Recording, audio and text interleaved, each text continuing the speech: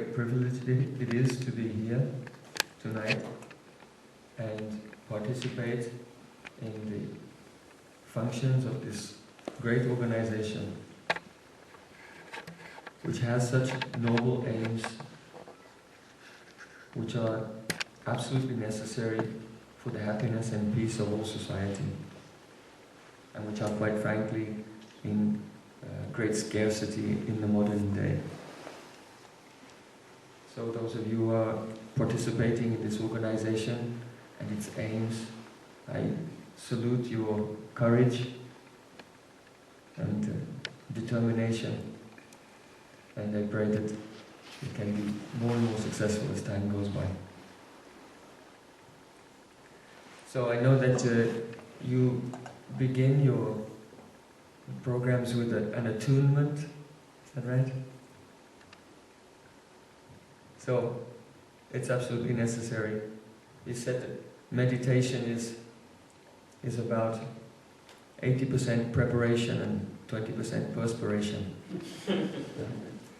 So the preparation we do is very important. And on top of that, there has to be some effort also.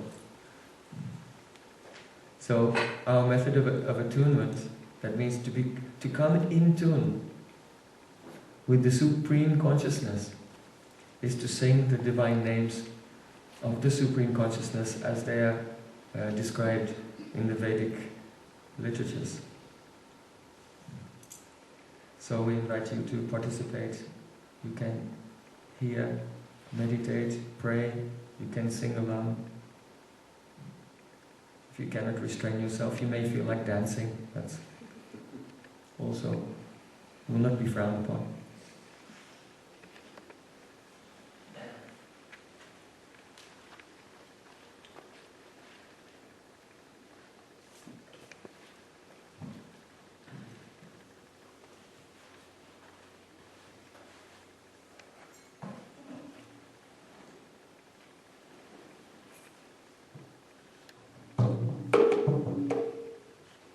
This is a very ancient instrument, the mridanga, a clay-bodied drum.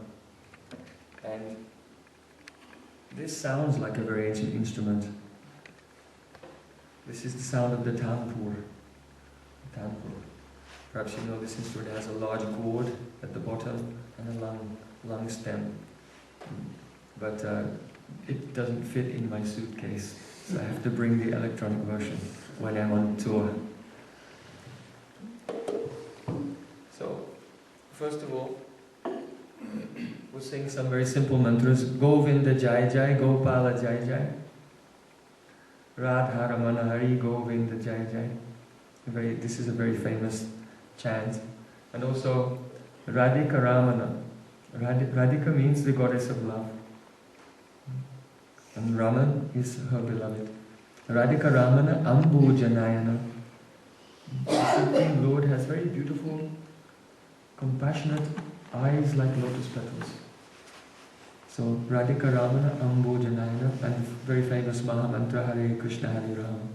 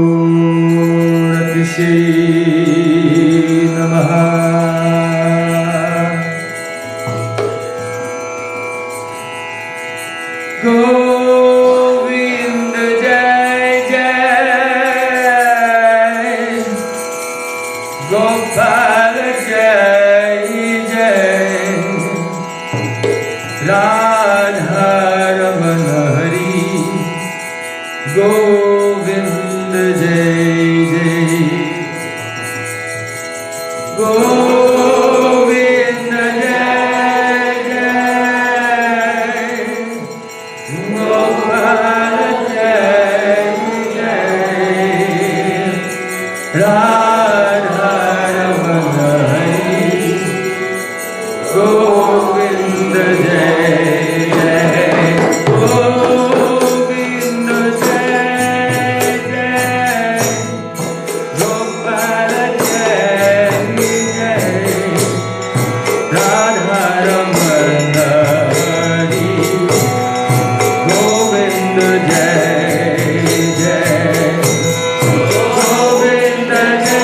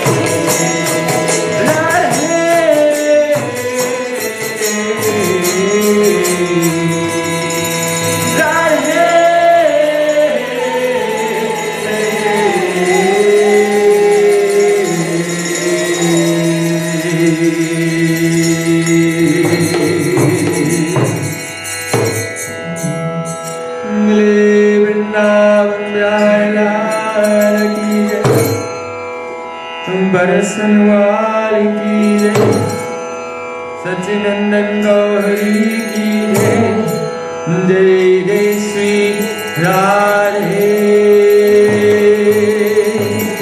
Jai Jai Sri Radhe Jai Jai Sri Radhe.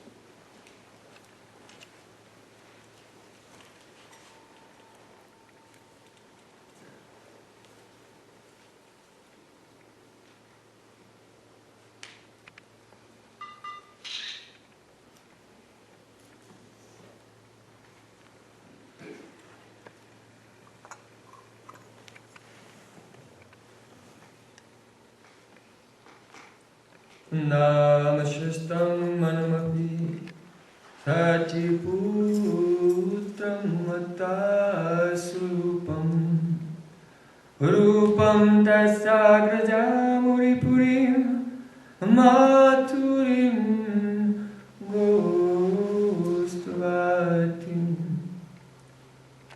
Radha kundam agiribaram Ahuradika madhavasam Rakto yasa patitatipaya Sri Gurum tam natosmi.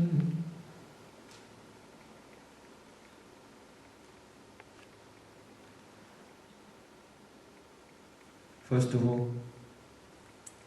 I offer my heart like flowers thousands and thousands of times at the feet of my Holy Master, my spiritual teacher, Asmadeva Parmaradatam Gurupadapam, Nityanila Parist Om Vishnupad, Ashtodara Satsashila, Rupanuvatayavati, Srila Bhakti Vedanta Narayan Goswami. After offering my most humble obeisances at his feet, I bow down and remember my Guru's Guru, my grandfather Guru, and my great-grandfather Guru, and great-grandfather Guru, and great-grandfather Guru. For what I have to say, and whatever I have understood, has descended as a gift, a divine gift, by the grace of the previous masters. So, our tradition, we know each of our masters going back 5,000 years till the time when Bhagavad Gita was spoken. So in Bhagavad Gita there it is said, Evam parampara praptam imam raja ashayo viduhu sakalinaha mahata yogo nashta parantapa. The ancient science of yoga was spoken by me, Krishna said in Bhagavad Gita. And it came down from guru to disciple. But if the line is broken, then the science of yoga becomes lost. And therefore, the Supreme Lord has to do an avatar and come again into the world and reinaugurate the divine science of yoga. So, our topic tonight is the Bhagavata Purana. So after bowing down and offering respect to my Guru and all the masters in our line, I'm also offering my namaskar to all of you.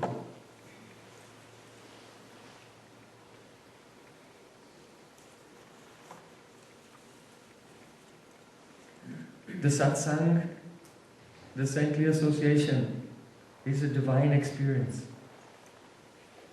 What I will say this evening is unknown to me.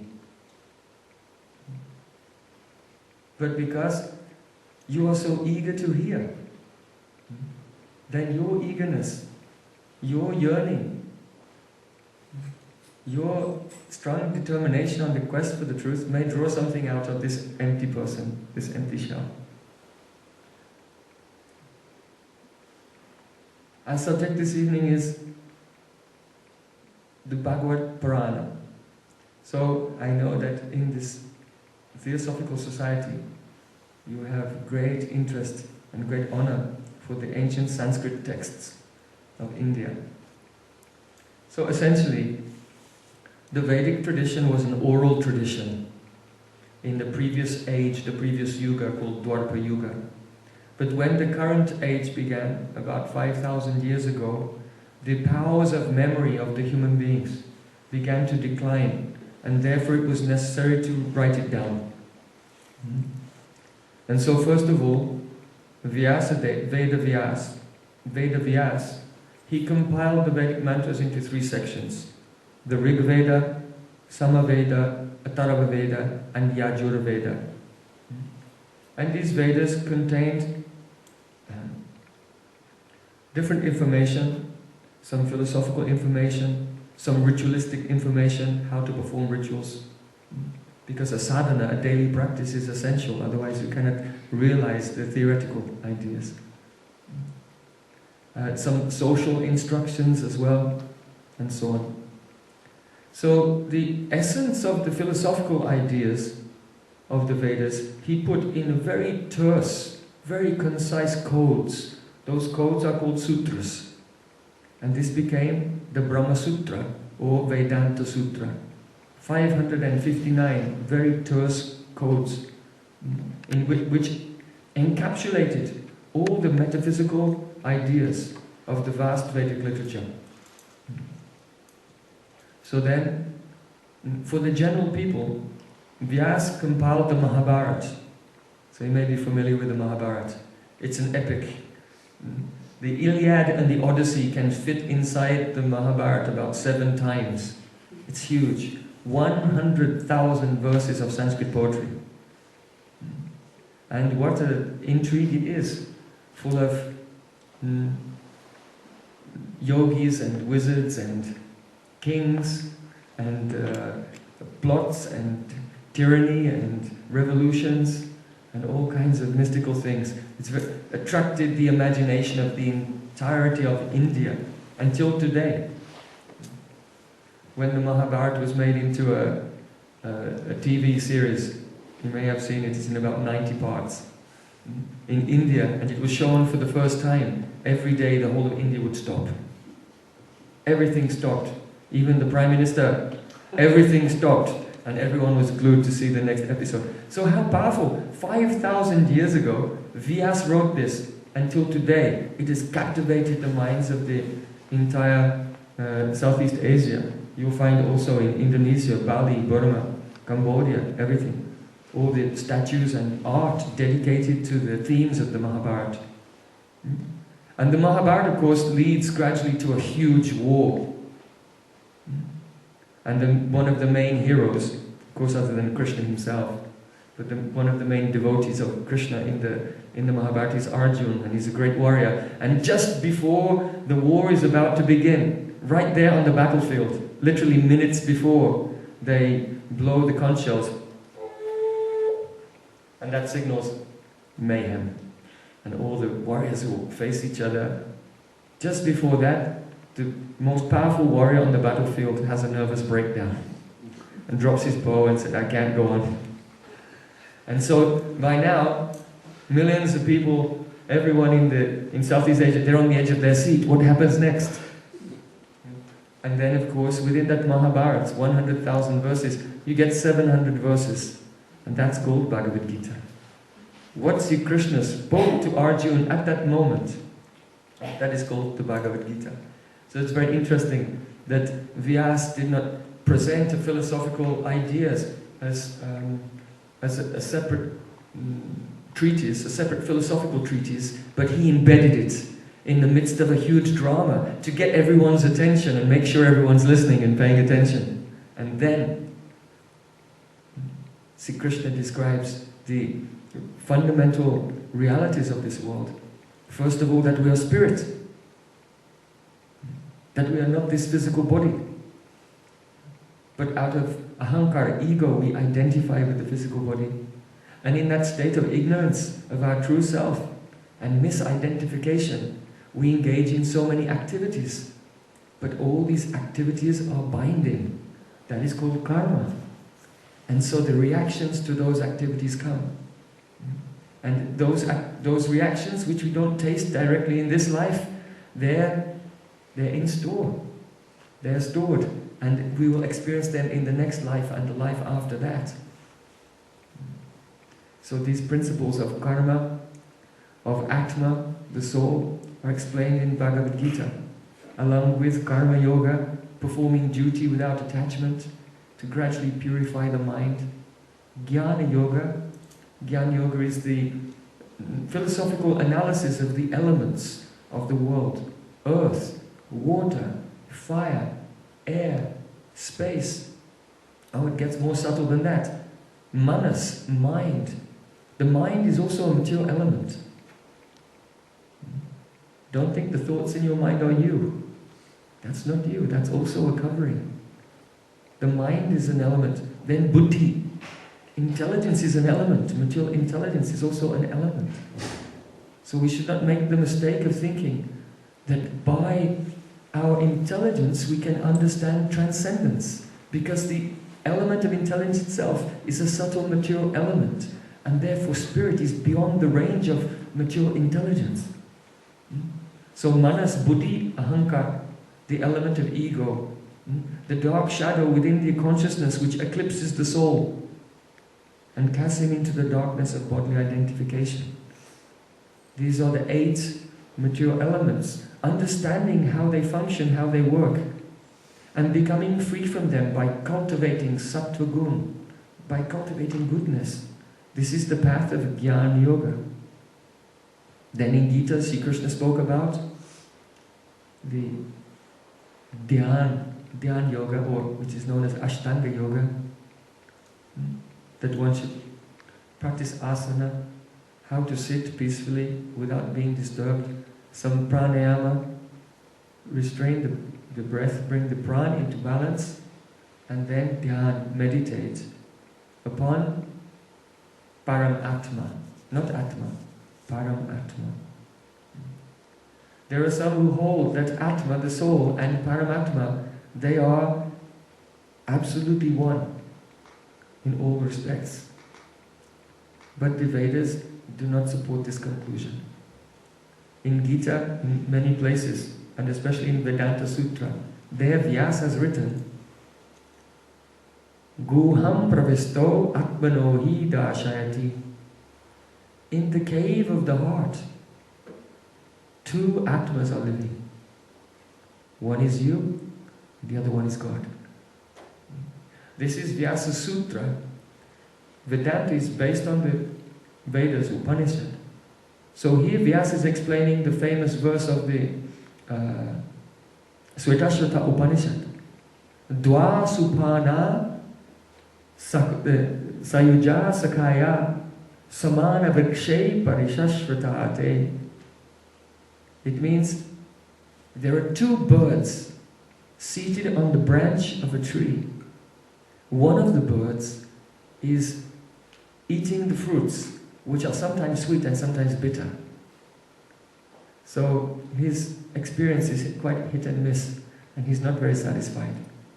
And the other bird is watching and waiting patiently. If the bird who is tasting the fruit will simply turn around to his friend, then that bird becomes overjoyed and fully happy. So the meaning is, in this example, the tree is this human body, and the branch of the tree is the heart. In the heart chakra, there floating upon the pran, pancha pran, 5 prans, is Atma. That's you, me, one of those birds, tasting the fruit of this tree. The fruit of this tree is the karmas, which are sometimes good and sometimes bad. And the other bird, that is God within our heart. And if we can withdraw our attention, our infatuation, our attachment for the fruits of the tree, and shift our attention towards that supreme conscious being within our hearts, there we'll find everything we were ever looking for and more. Way, way, way beyond our expectations. So, Dhyana Yoga has been explained in Gita. To sit and meditate and search out, that Atma should search out Paramatma in the heart. Ishvara. Ishvara. Even Patanjali said Ishvara is a specific person. It's not you or me. He said, Karma klesha vipaka ashaya aparamishta purusha vishesh ishvara. It means Ishvara, or God, is Purusha Vishesh, a special individual person, who is aparamrishta, never touched by any karma or reactions to karma. So the disciple of Patanjali, who commented on Patanjali's Yoga Sutras, he said, this sutra has been given by my guru, by Patanjali, to nullify the idea that anyone can become God. Because here it is specifically mentioned that Ishvara was in the past never touched by karma. So we are now touched by karma by our sadhana. One may become free from that, but still it will not make you that Vishesh Purush. So this has been established by Patanjali also in his Yoga Sutras. So each one of these stages, Karma Yoga, Jnana Yoga, and the Ashtanga Yoga, they're leading somewhere. They're going somewhere. They're going towards the land of love. Bhakti Yoga. It is the fourth type of yoga discussed in Gita. The yoga of devotion. Vedanta Sutra tells, Tarka a pratishtanat. By logic and reason, we cannot establish what is true. Because logic depends on something. To come to a logical conclusion, you have to have some premises to begin with. So you have some premises, and then you analyze them logically, and you have a conclusion. So the process of philosophical speculation, the process of logic, entails a faith in the existence of given premises. But there aren't any. Why do we feel as if there are given premises? Because that entails another type of faith. The faith that our sense perceptions are true and real, on which we will find some premises to then logically come to a conclusion. So logic is based on the fallacy of given premises. And given premises is based on faith in the fallacy of the absolute nature of our senses, when our senses are relative and limited in all respects. Also, if the truth that we are searching for entails categories which are beyond our experience, then we cannot even think about it, because we always think in terms of categories and their relationship with each other. And furthermore, we think that philosophy and reason is impartial. So this is another fallacy, the fallacy of impartial methodology. The process of philosophy is not an impartial methodology. Why? Because a being can analyze the things which are lower or less than himself and understand them. Those things over which he has control or can manipulate to a certain degree.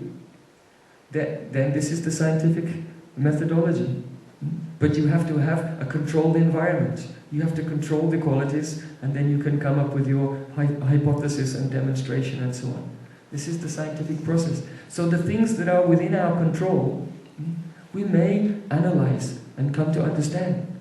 But that which is greater than us, which is beyond us, cannot be known by us except for by whoever that great person is, except for by that person's grace we can know him.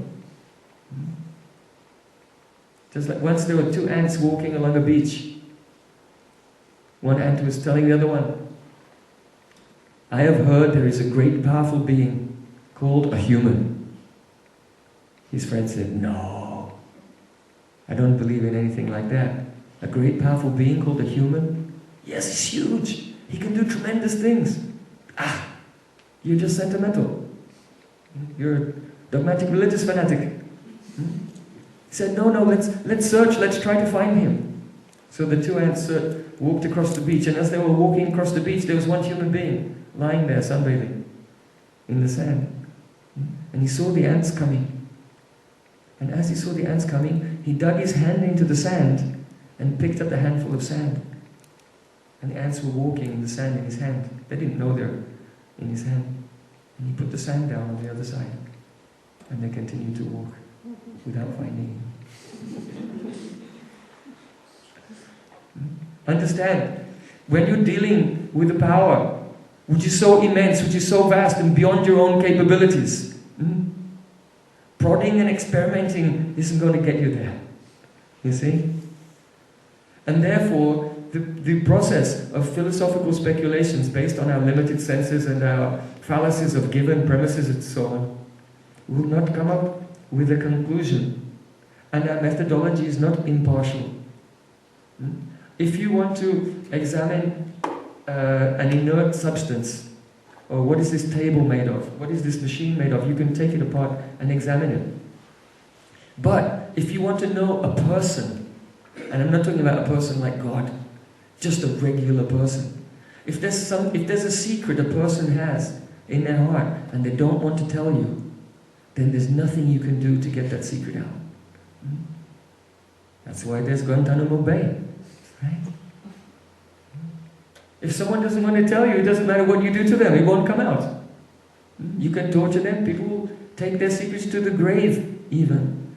Where a person will open their heart and tell their secrets when they have faith in you, when they have trust in you, when they see that you're sincere, when they see that you're devoted to, that you love them. And so, the philosophical process assumes that the supreme truth is without a personality, and therefore it's not an impartial methodology. Because if the supreme reality were actually personal in nature, then the philosophical process would not be the technique to inspire that ultimate consciousness to reveal himself. You understand? So the actual impartial methodology to discover the unlimited truth is just devotion.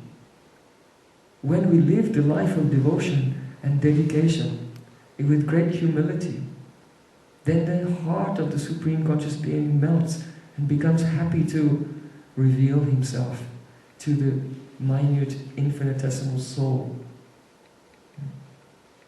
So this is the basic premise of Bhakti Yoga, that in the end, in the ultimate issue, the ultimate truth can be known only by devotion. One may have a doubt whether that ultimate reality is a person or not, but the Vedas have a few interesting things to say about this. First of all, Om Purnam Madaha Purnamidam Purnat Purnamudachyate Purnasya Purnamadaya Purnameva Vasishyate. Very famous mantra appears in many Upanishads. The ultimate reality is Purna, complete, includes everything. Everything is there. So will personality be there? Must be. We cannot arrive at we cannot even approach a conception of the unlimited by the negation of possibilities, but rather by the inclusion of all possibilities. Then we can come a little closer, a little closer. So the ultimate reality is complete. All possibilities exist there. And this leads us now to the Bhagavata Purana. You see, Vyasa, he had compiled the Vedas, the Upanishads, Vedanta Sutra, Mahabharata, Bhagavad Gita. But somehow or other, still wasn't feeling fully satisfied. Now even Vyasa, the compiler of the Vedas, has a guru. And one day his guru, Narad, came to him and he bowed before his spiritual master. And his guru said, "Hey Vyas, are you satisfied?" He said, "Oh Gurudev, you can see into my heart, so you know there's something missing." His guru said, "Yes, you are not satisfied because you have described the preliminary paths, the first rudimentary steps that any living being takes in their journey towards the absolute truth. But you have not given a text which is exclusively about pure devotion, not mixed with any of the preliminary processes. And you have not described the true nature of the ultimate reality, which is the goal of all beings. You have given some hints and clues here and there through esoteric poetry. Now you should open up all things." So Vyas, he was uncertain that he could do it. But his guru gave a blessing. Bhakti yogena manasi samyak pranihite male apasya purusha purnam mayancha tadapasrayam. Go in samadhi, go into trance. The trance of bhakti yoga, and I bless you that you will see all things, then you should write. So when Vyas, he went into trance, he saw the astonishing spiritual world beyond this existence. The Supreme Personality of Godhead, very beautiful, playing in a myriad of ways amongst his eternal devotees.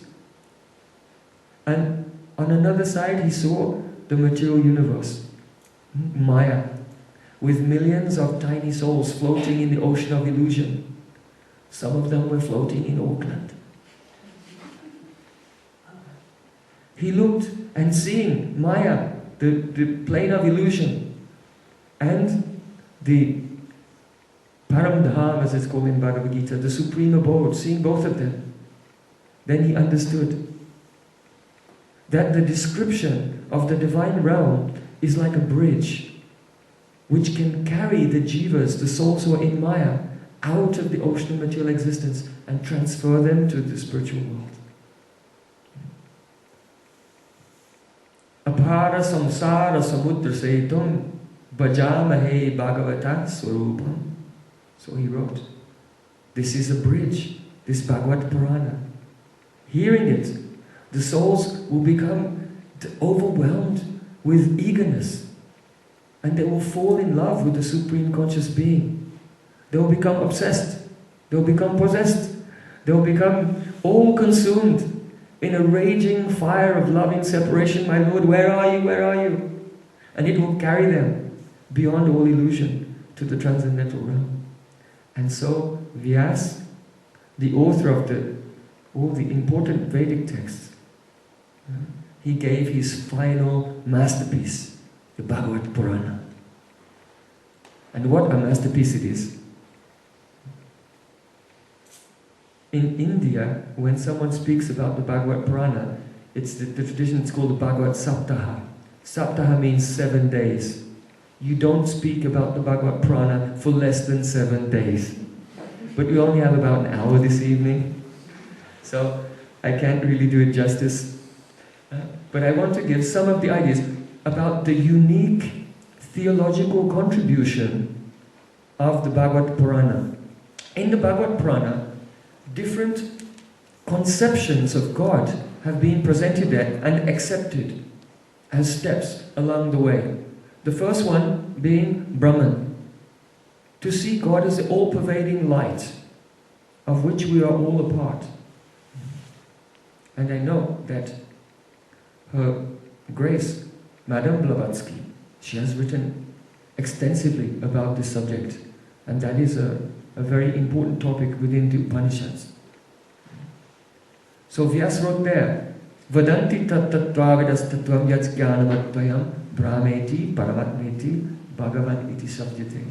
If you approach the truth through the path of jnana, through the path of knowledge, you will experience it as Brahman. If you approach through the Ashtanga Yoga, then you'll see Paramatma. Paramatma means Supreme Soul. It roughly corresponds to our idea of God. You see, God is the creator of the world, the maintainer of the world, the destroyer of the world. God is the guarantor of the harmony within the universe. The sun rises on time every day. You can set your clock by it. It's all going on in a wonderful way by the will of God. And there's no injustice or danger or anything within the world. The world is a perfect symphony orchestrated by the Supreme Being, in which each thing that we see is a problem is actually not a problem, it's just the reaction for our own activities. And He's perfectly just. The injustice is a fault in our vision. And when the fault is removed from our vision, when the splinter is removed from your eye, and the log is removed from mine, then we'll see the perfect justice of God everywhere. So who is doing this? That is Ishvara. God is doing all of these things. But the Bhagavata Purana does not stop there. So go further. The idea of God as being the creator, the maintainer and the destroyer of the world, the guarantor of the harmony and the laws of karma, this is an egocentric idea. It's an egocentric concept of God. Because in this, all the action is going on down here.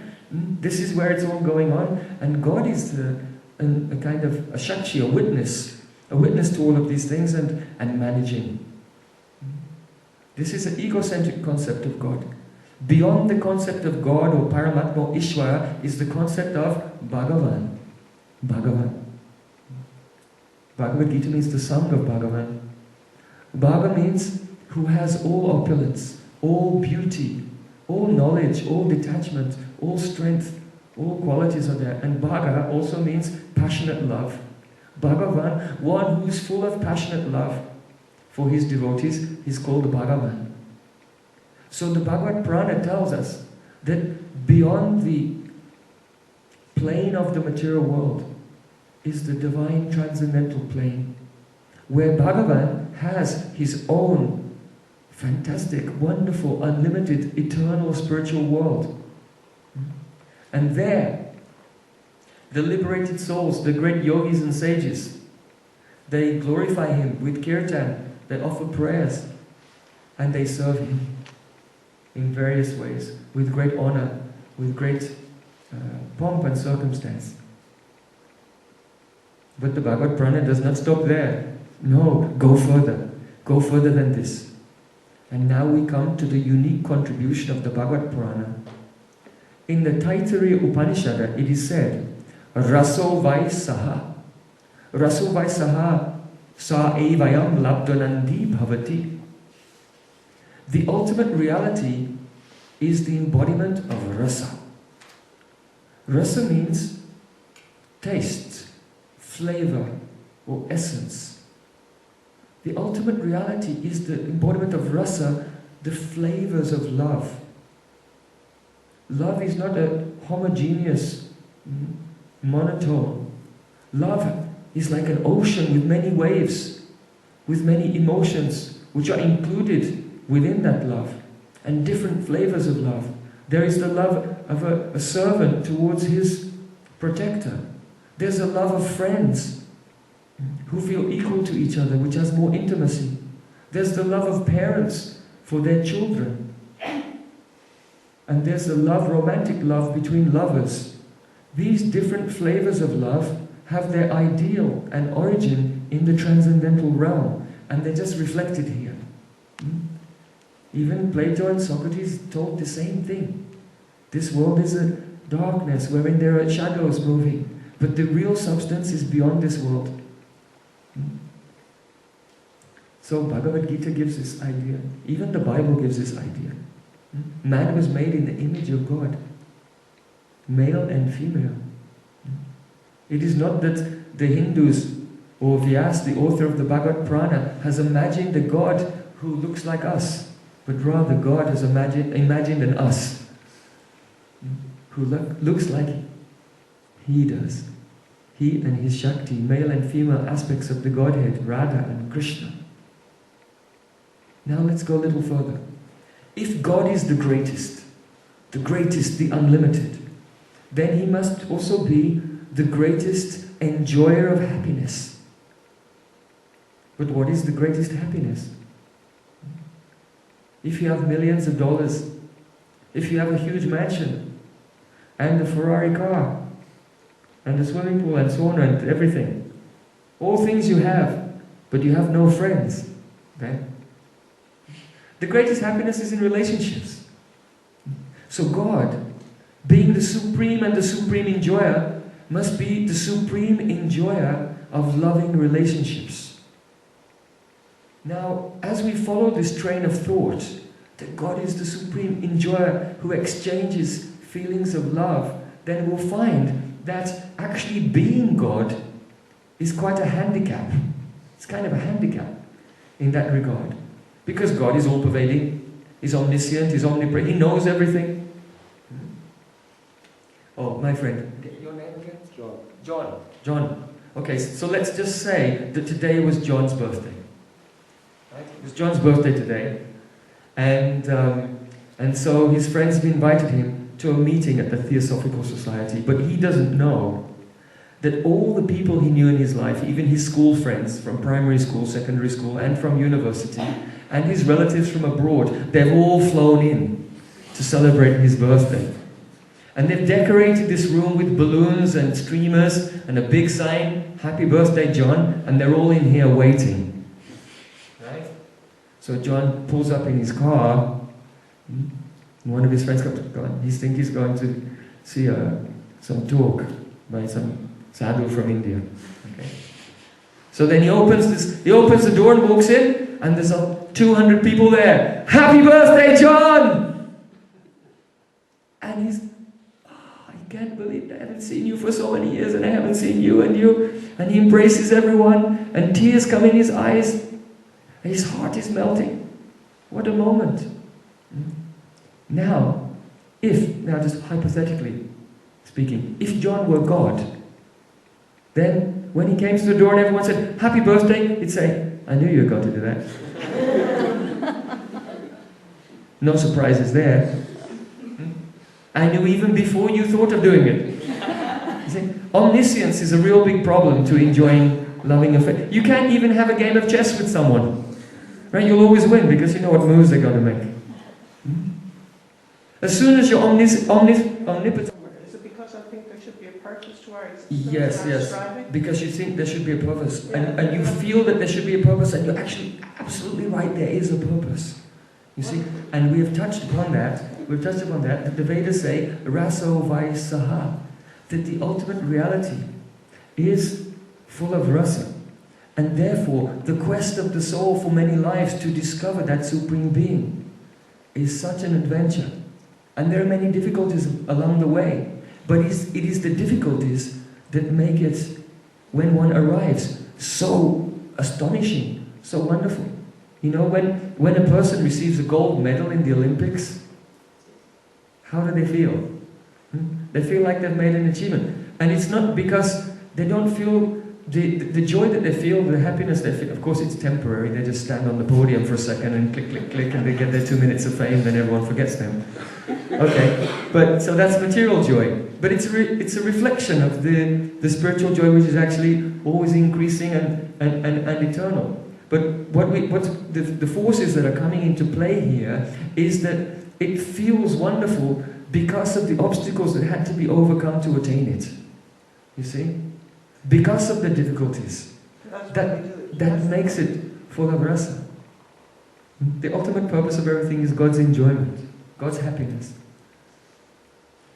Yes. And that's why when we don't accept that all existence doesn't exist for me, it exists for the person who made everything. Right? The whole world doesn't revolve around me. You know, I'm not the center of the solar system. Right? That all the planets are going around me. But the person who made the universe, it all revolves around him. So when we make that little adjustment, right, from the ego to devotion, then at once one becomes infused with joy because now one is attuned to reality.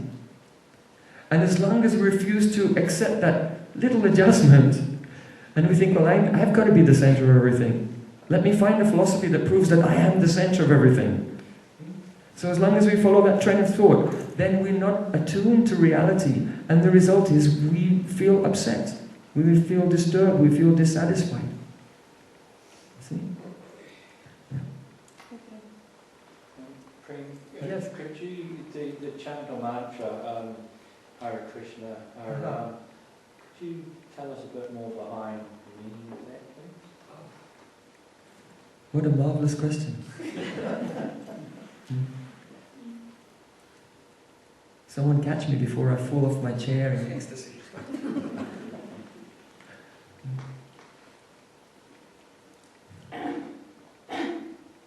The Mahamantra is found in the Vedas, and specifically Kalishantara Upanishad. Iti sodasakam nam nam kalikal nashanashanam sarva vedeshu drishite.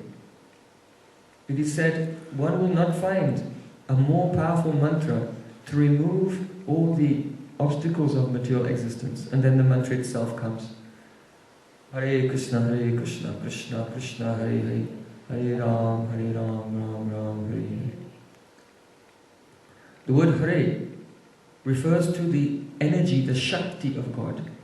So always the Shaktis are the female aspect, of which the female aspect in this world is a reflection. So we find in this world that generally the females, they're more intuitive, they're more soft and caring. Not in all cases, but mainly that's a female nature. It's nurturing. You know, when a baby is born, the milk doesn't come in the breast of the man. It comes in. So women have some special qualities. And that is a reflection of the spiritual world, wherein the original form of femininity itself, the Shakti of God, is the embodiment of love for God. And so that love for God has two aspects. One aspect is an energy, and the other aspect is the embodiment of that energy, or Radha. So Hare means Radha, and Krishna is God himself. Krish means attractive, and Krish also indicates existence. Not a part of it, or some of it, or most of it, but Krish means all existence, everything without any exception. So there is nothing but Krishna. But still, though we are one, in a sense we are one with him, because we're his energy, we're also distinct. And so the relationship between the soul and God is not a category of being one or being different, but a category which is beyond our mature experience. It's called Beda Tattva in Sanskrit. Means an inconceivable, simultaneous oneness and difference, both. That's the relationship between Atma and God. So it's said in the Vedas,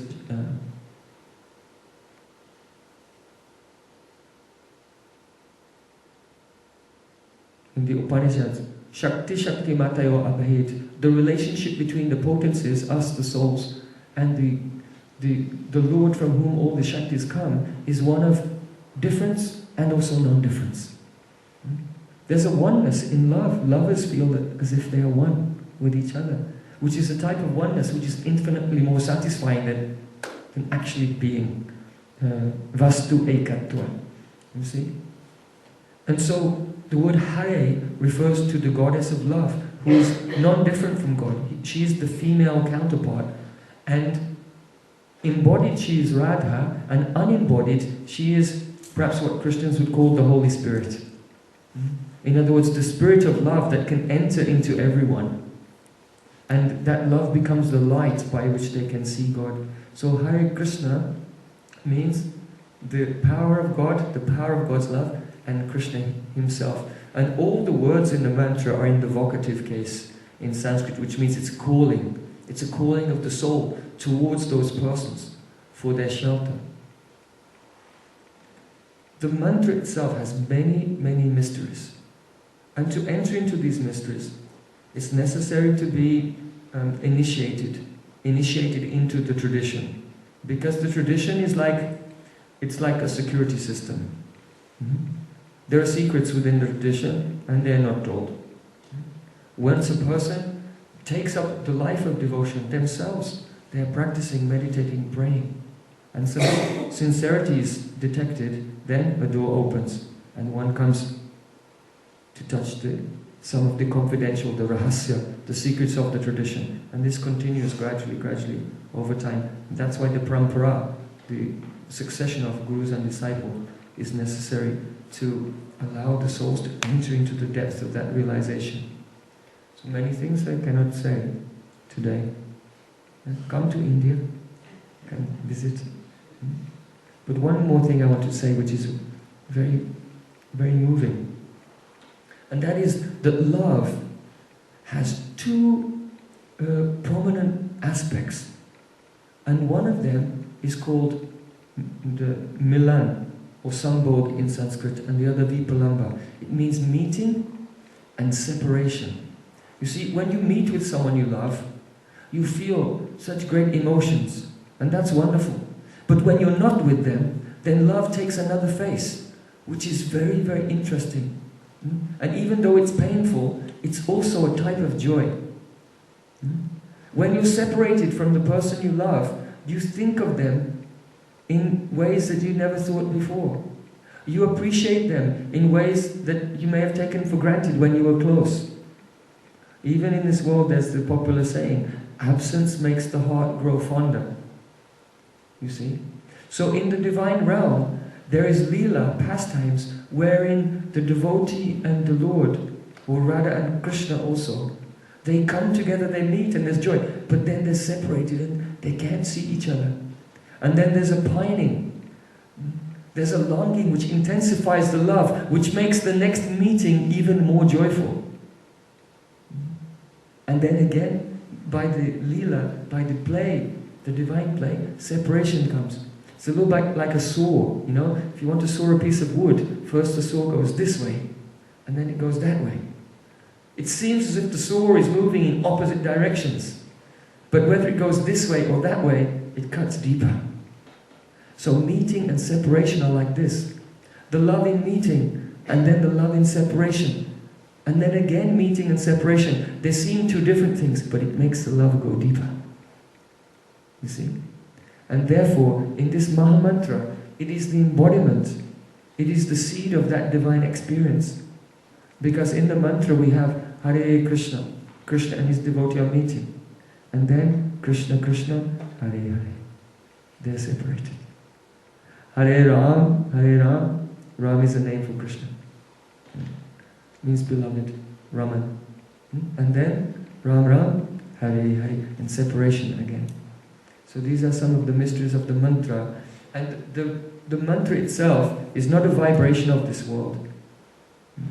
It appears to be, to our senses, the soul has senses, powers of perception, but they're covered now by material coverings.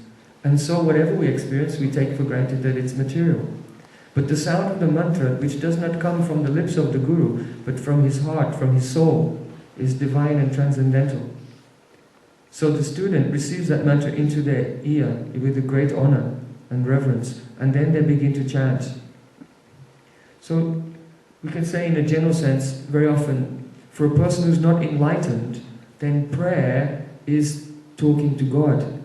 But usually what we say to God is just babble about what's going on here, which is really quite irrelevant, both to him and to us. You see? So in prayer we kind of talk to God. But in meditation, when we chant mantra, we listen. Not trying to tell him anything. Want to listen. What does he have to say?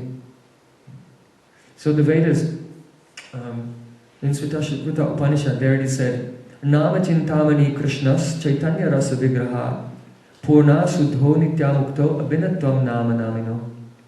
Which means there's a great mystery in the name of God, which was also mentioned by Jesus. Our Father who art in heaven, hallowed be thy name. Revere the name. Why? The Vedas tell us, Abhinatvam Nama Namino. There's no difference between God and the vibration of his names. And so when we utter them and we become absorbed in them exclusively, Then there's a gradual revelation, first of the form, the beautiful spiritual form of God, and then His qualities begin to emanate from that form, and then His associates, the host of the heavens, and then finally the lila, the pastimes. So these are some of the mysteries of the mantra, and the mantra is there, it's free, doesn't cost anything. But the nectar, the ambrosia, the elixir of immortality which emanates from the name costs something, and that is your devotion. God has everything, He doesn't need anything. But there's one thing He doesn't have, your heart. So He's just waiting for that. Could you comment on the relationship of Ishvara and Krishna? And, because the Krishna actually took the human form at some point, so you said the Ishvaras got higher. Well. No, we are saying that Ishvara, the concept of God, is not as high as the concept of Bhagavan, Krishna. Why? Because in Ishvara there is power and opulence, but that becomes an obstacle to the closeness and the intimacy that the devotee can have. Just like if there's a multi-millionaire like Bill Gates, right? He's got so many friends, right? Thousands of people running, oh Bill, Bill, Bill. They just want his money, right? And when they get close to him, they're all very careful. Don't step on his toe. Don't say anything that might upset him, like this. You see. So if someone is powerful and has some opulence, then it causes a type of distance in the hearts of others that can never be cleared. So in the concept of Ishvara or Narayan, then the soul feels, I'm very small and insignificant and God is great. And that becomes an obstacle to sharing intimacy.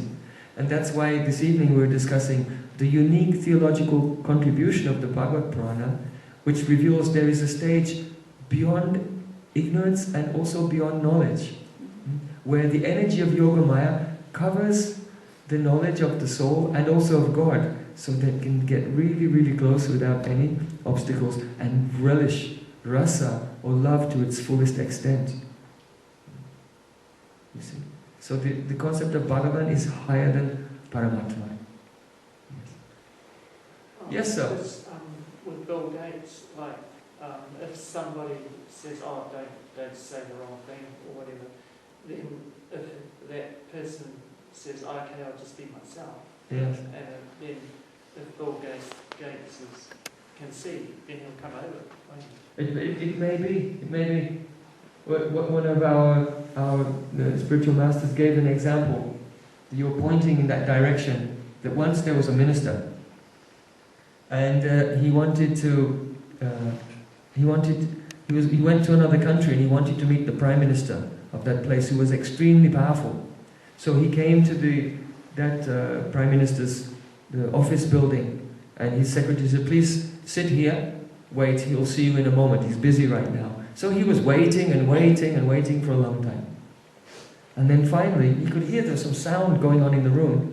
A bit of the raucous sound was going on. And so he dared, and he turned the doorknob. And he just opened the door just a little bit, and he looked inside. And there he saw the most powerful man in the nation was on his hands and knees. And his 4-year-old grandson was on his back, saying, "Horsey, come on, go faster." You see? Now that little child was not a politically powerful person, he's just a little child. But he loves his grandpa. And so though the grandpa is so powerful, he's on his hands and knees and carrying the child on his back. And the child's whipping him and saying, "Go faster." And so, actually, this is a very high understanding. And that comes to us immediately in the Bhagavad Gita. But at first, when you read the Bhagavad Gita, you don't catch it. Why? In the Bhagavad Gita, the first time you meet Krishna in the Bhagavad Gita is Arjuna says, "Hey Krishna, drive my chariot between the two armies." So then Krishna is the chariot driver, Arjuna, and he drives the chariot between the two armies, and then Arjuna sees both sides, he sees friends on both sides, and then he has his crisis, you see.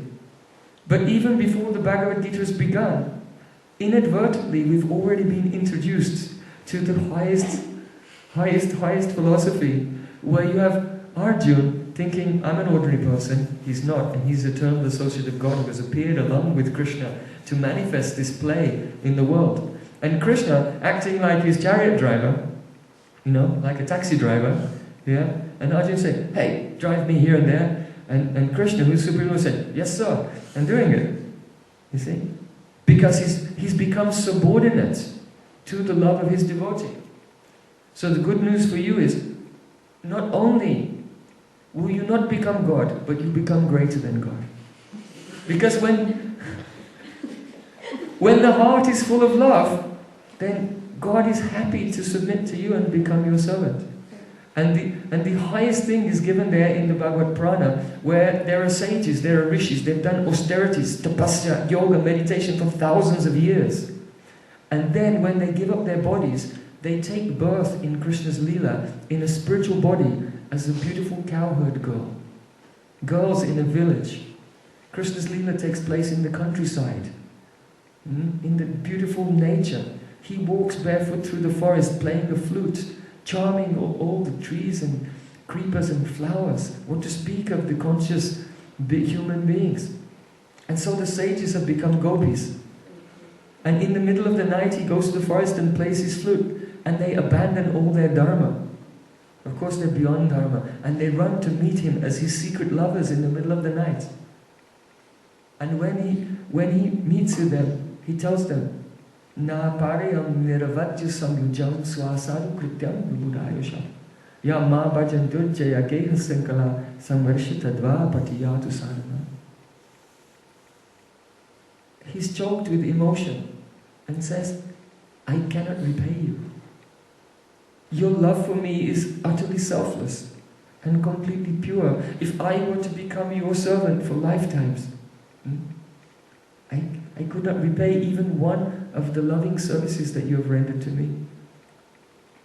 So, from your side, I know that my debt has become liquidated only by your good qualities, because you'll say, oh, think nothing of it. That's love. You do so much and then think nothing of it. You don't think that you've done anything. Love is an insatiable thirst. And it doesn't matter how much service you do, at the end you feel that I've done nothing. That's really love. So Krishna said, I know that I become free from my indebtedness to you by your own good qualities, because you'll say it's nothing. But in truth, I remain in your debt forever. And so it's said that the greatest happiness of Krishna is to serve his own devotee. So that in Sanskrit he said, Smaragaya lakandanam mamasirisi mandanam dehi padapalavam udaram. That Krishna approaches his lover and tells her, oh, my heart is burning in the fire of separation. I was missing you so much. Please extinguish your fire. That fire, be kind to me, and place your soft petals of your lotus feet upon my head. And in this way, God submits himself to his own devotee. This is called the rasa, the flavors of love. It's very intense. Now we are hearing it in a theoretical way, through senses which are contaminated by matter. But if we'll hear, and the senses become purified, and experience these things in our trance, then you'll think, nirvana, forget it. Nothing. Is it nothing? You think worthless. What if one drop of that love is tasted? So, thank you for your question, so wonderful. Do we have time for one more? Yeah, one more. One more question, and then it's time for pizza. But not ordinary pizza. Transcendental pizza. Pizza that's been cooked with love and devotion and offered to God. That will purify our body and senses. Also, that in India they call this prasadam, God's grace. So one more question? It actually needs to be popped in the oven, Richard. Okay.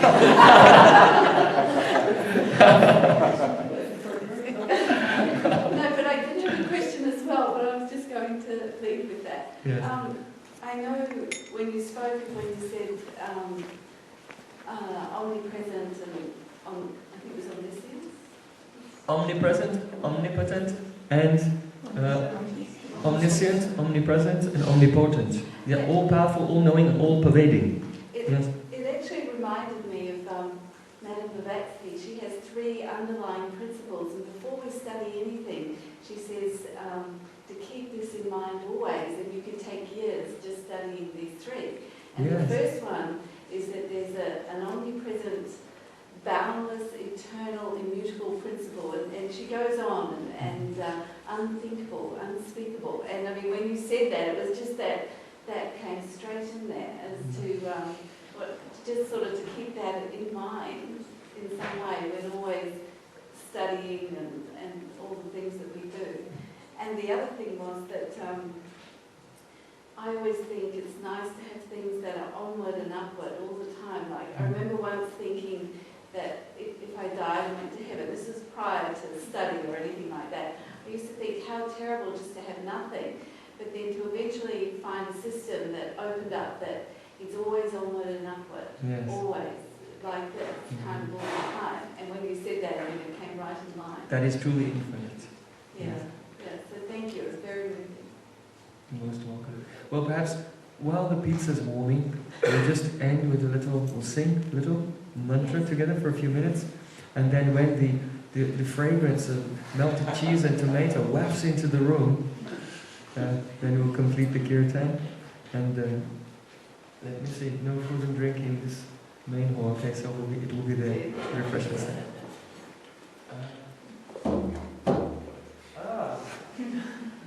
The drummer arrived finally. Can I say something small before we Yes, please. go into this? Just to say, we've actually got a small donation thing up there. If anyone would like to give a donation, that will be going to Prem tonight as well, just to let you know that. And that there's programs outside, any programs that are on here at the Theosophical Society. And I'd like to thank you on behalf of everyone. It's very moving, very beautiful. So thank you.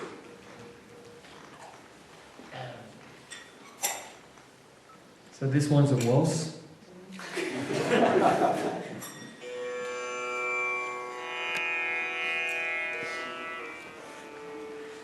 In the key of D.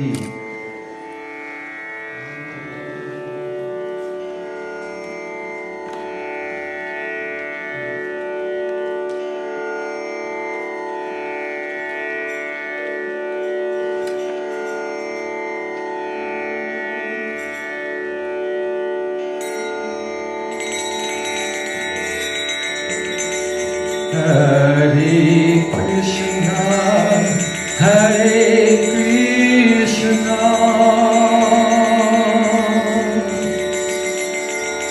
Krishna Krishna, Hare Hare,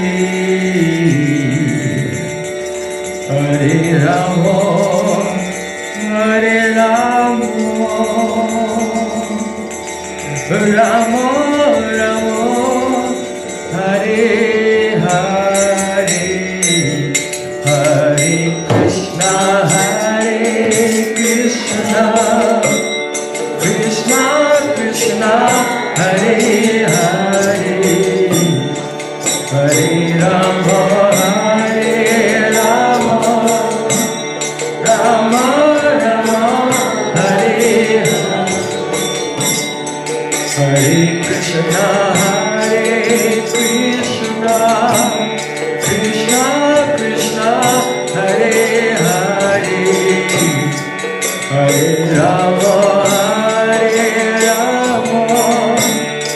Rama Rama, Hare Hare, Hare Krishna, Krishna, Hare Hare,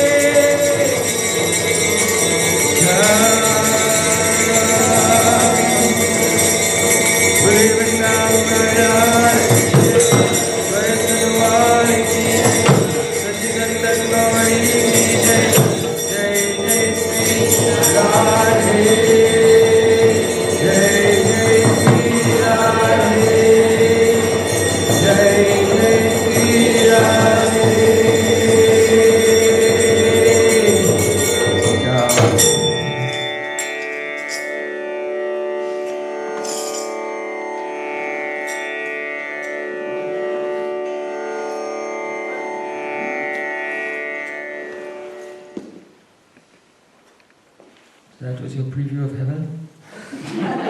When you get there, it sounds like that. I'd like to extend the invitation also to everyone.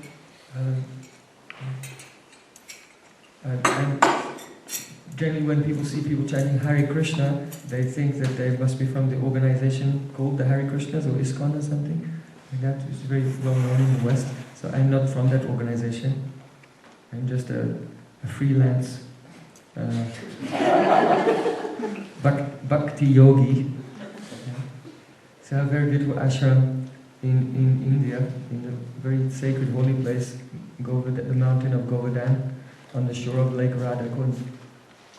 And so every year, from mid-October to mid-November, which corresponds to the Vedic month of Kartik, we make a parikrama, or a pilgrimage, which is of 1 month hiking through the 12 sacred forests of Braja.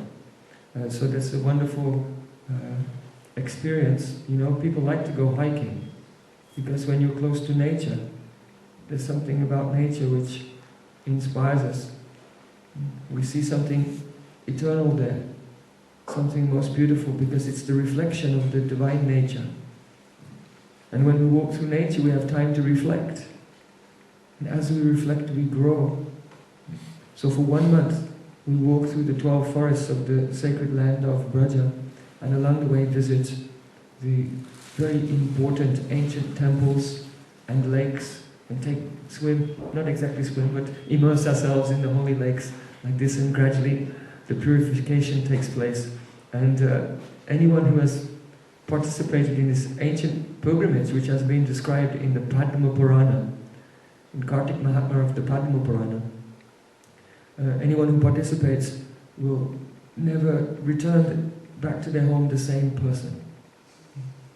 It's a very powerful internal journey that every individual must experience for themselves. So this pilgrimage we do annually in the month of Kartik, that's mid-October to mid-November. So we're inviting everyone, if you'd like to come. I have my card, so you can take my card with you. If you'd like to write email and inquire, we can send you all the details about the pilgrimage. And other than that, at our ashram, Chaitanya Academy. The Chaitanya means consciousness, the study of consciousness. So there, throughout the 6 months of the winter and spring season, we conduct studies of the Veda, Vedanta, Puranas, Bhagavad Gita, and so on, and other field trips as well. For example, you were there just the other year. We went to Kurukshetra, which is the place where the Bhagavad Gita was spoken, the battlefield where it was spoken. We went there, and sitting in the place where the Gita was spoken, we read the whole Gita in one day. So we try to have some field trips to different important holy places in India, and these are always unforgettable and extraordinary experiences, and they go on throughout the entire winter and spring until April. Then in May I'll come here. So that open invitation is there to all my very dear brothers and sisters here of the Theosophical Society. What a marvelous movement you have here. And if there's anything I can do to serve you, please let me know, and I'll be most happy to do that. Hare Krishna.